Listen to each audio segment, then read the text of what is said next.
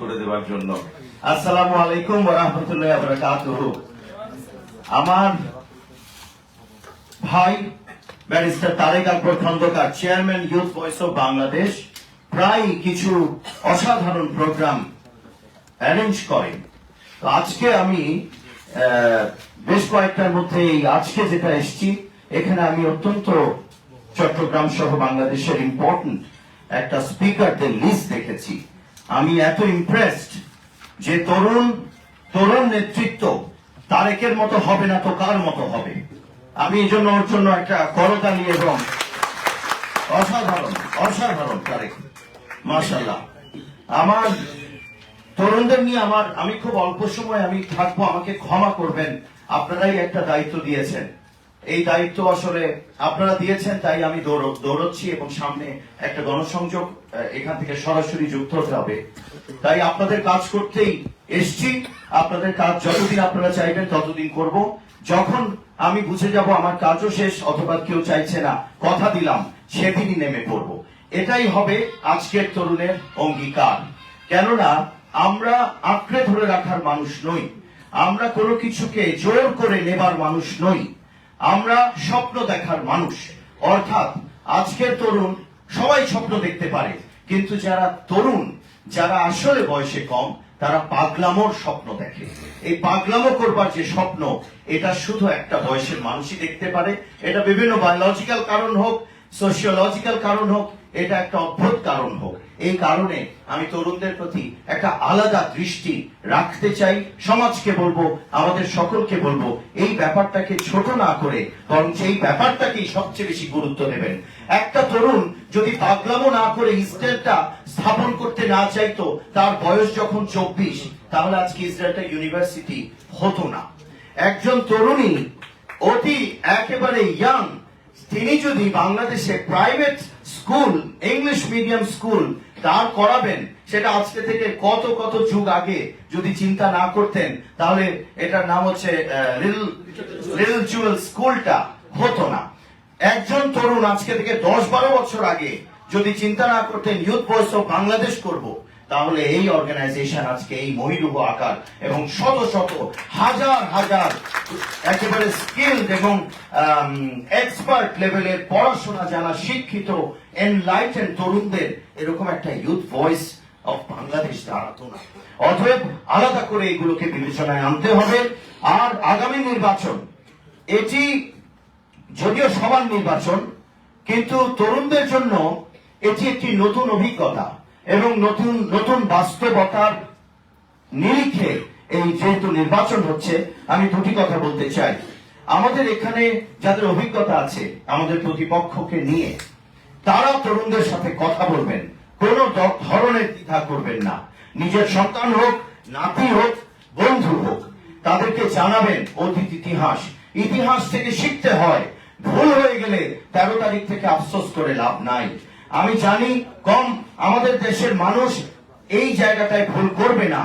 একটা ভুল, ছোট্ট ভুল অনেক বড় ভুলে পরিণত হতে পারে। অপেক্ষা করা 12টা পর্যন্ত, দুপুর পর্যন্ত, আচ্ছা আমি একটু খেয়ে দিয়ে বের হয়ে ভোটটা দিয়ে আসি।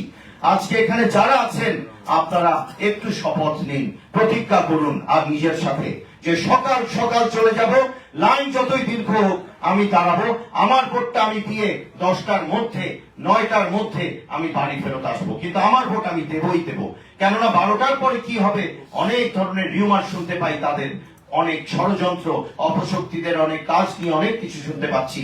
এটা আমরা চেষ্টা করবো রুখে দেওয়ার, কিন্তু ভোটটা আপনারটা, আপনি এটা যেন আপনি প্রোটেক্ট করতে পারেন, সেজন্য আপনি সকালেই দিয়ে আসবেন।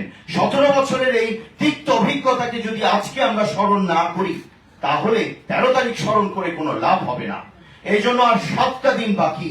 আমি তরুণ সহ বাংলাদেশের, আমার চট্টগ্রামের এখানে উপস্থিত সকলকে অনুরোধ করব, আপনারা আলাদাভাবে এই নির্বাচনকে দেখবেন এবং এই নির্বাচনে যদি ধানের শীষ জয়যুক্ত হয় ইনশাআল্লাহ, আপনারা জানেন জনাব তারেক রহমান কি করতে পারেন। প্রতিটা কথায়, প্রতিটা চাহনিতে, প্রতিটা পলিসিতে তিনি বুঝিয়ে দিচ্ছেন এই বাংলাদেশ গত 54-55 বছরের বাংলাদেশ আর থাকবে না ইনশাআল্লাহ, যদি তার হাতকে আমরা শক্তিশালী করতে পারি যার যার জায়গা থেকে। অতএব নাগরিক হিসেবে যে দায়িত্ব, সেটার জন্য আমি একেবারে হাত জোর করে আকুতি মিনতি নিয়তি করছি। আমাকে এমপি বানাতে হবে সেটা বলছি না, আপনারা আপনাদের যার যার জায়গা থেকে নিজেরা সেই এমপির কণ্ঠস্বর হন এবং সেই এমপিকে এমন ভাবে শক্তিশালী করুন যে 5 বছর সে আপনাদের কণ্ঠস্বর হবে। আর যদি না হয় 5 বছরের মধ্যে তাকে টেনে হিচড়ে নামিয়ে দেবেন, সেটা যদি আমিও হই। এই কথাটা ব্যর্থহীন ভাবে যে বলতে পারে তার পাশে দাঁড়াবেন, কেননা আমরা আগামীর বাংলাদেশে 55 বছরের অবশ্যই ভালো অনেক কিছু আছে, কিন্তু মন্দ যা কিছু আছে সেটাকে আমরা অ্যালাউ করতে পারবো না, আবার রিপিটেশন হতে দিতে পারবো না। আর হলো ডিজিটাল চ্যালেঞ্জ। দেখুন, সাইবার বুলিং মেয়েদের জন্য যে কি পরিমাণে কষ্টের সেটা শুধু একটা মেয়ে বোঝে। ছেলেরাও অনেকে আছে তারা এটা নিতে পারে না। কার বনে কি ট্রমা হয় এটা আমরা জানিও না। এই ট্রমার কারণে একজন মানুষ আমাদেরকে 17 বছর একটা অভিজ্ঞতা দিয়ে গেল, যে ট্রমার কোনো কাউন্সেলিং হয় নাই। আমি বোঝাতে পারছি কিনা জানি না। মানুষের মনে কখনো ট্রমা দেওয়ার মতো সিচুয়েশন যেন তৈরি না হয়, যেটা দীর্ঘস্থায়ী হয়ে যায়। আমাদের জগতে এই সাইবার বুলিং একটা ট্রমার নাম। এই ট্রমাটাকে দূর করতে হবে। আমাদের ডিজিটাল, আমাদের দায়িত্ব আছে, বিশেষ করে এখানে পুরুষের, এবং আমরা পুরুষতান্ত্রিক সমাজে বসবাস করি। সোশ্যাল মিডিয়াও অনেকটা পুরুষতান্ত্রিক হয়ে যায়, বিকজ আমরা সেখানে আমাদের মত জোর করে হলেও দিয়ে দেই। অতএব আমাদেরকে একটু খেয়াল রাখতে হবে। ডিজিটাল অনেক ফেক নিউজ থাকে, অনেক ধরনের বিশেষ তথ্য এমন ভাবে উপস্থাপন করা হয়, মনে হয় যে বাবা এটা তো, কিন্তু আসলে ওটা সত্য না। অতএব আপনাকে রিসার্চ করতে হবে যে কোনো বিষয়ে। 1 সেকেন্ডেই আপনি সিদ্ধান্ত উপনীত হয়েন না।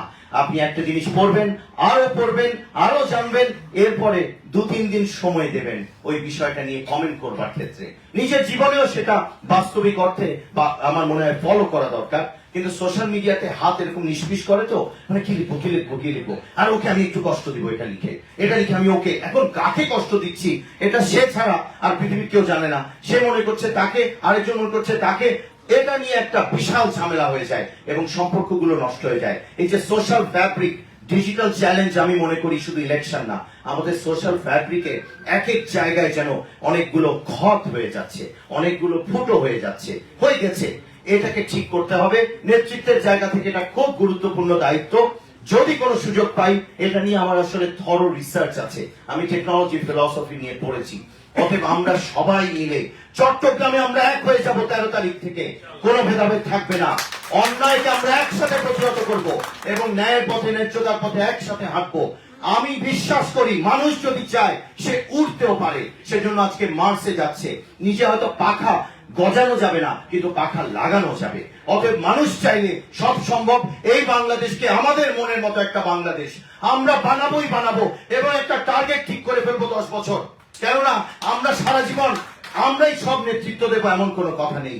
আমাদেরকে রিটায়ার করতে হবে, কিন্তু তৈরি করে দিয়ে যেতে হবে একটা প্রজন্মকে যারা আবার হাল ধরবে। অতএব আপনারা বিশ্বাস করবেন, 12 তারিখের পর যদি আপনি আপনার দায়িত্ব পালন করেন, এই বাংলাদেশ পুরনো বাংলাদেশ থাকবে না। এই বাংলাদেশকে আমরা এমন ভাবে তৈরি করব, সারা পৃথিবী এই বাংলাদেশ নিয়ে ইনশাল্লাহ গর্ব করবে, আলাপ হবে আমাদেরকে নিয়ে। আজকে বেশি কথা আর বলছি না, অলরেডি যদিও বলেছি। আপনারা সবাই ভালো থাকবেন। আমি এখানে সংবাদ মাধ্যম, আমার ভাইরা আছে সংবাদ মাধ্যম কর্মীরা, এখানে আমি লয়ার্স দেখতে পাচ্ছি, বিজনেসম্যান দেখতে পাচ্ছি, এখানে আমি অনেক ধরনের অ্যাক্টিভিস্ট দেখতে পাচ্ছি, এখানে শিক্ষক দেখতে পাচ্ছি। কারা নাই এখানে? Tarek, you have done a marvellous job. Thank you Tarek. আপনারা ভালো থাকবেন, আমার জন্য দোয়া করবেন। আমি দৌড়ানোর মতো করেই কথাগুলো বলে ফেলেছি, আসলেই ক্ষমা করবেন। আমাকে যেতে হবে। আসসালামু আলাইকুম ওয়া রাহমাতুল্লাহি ওয়া বারাকাতুহু।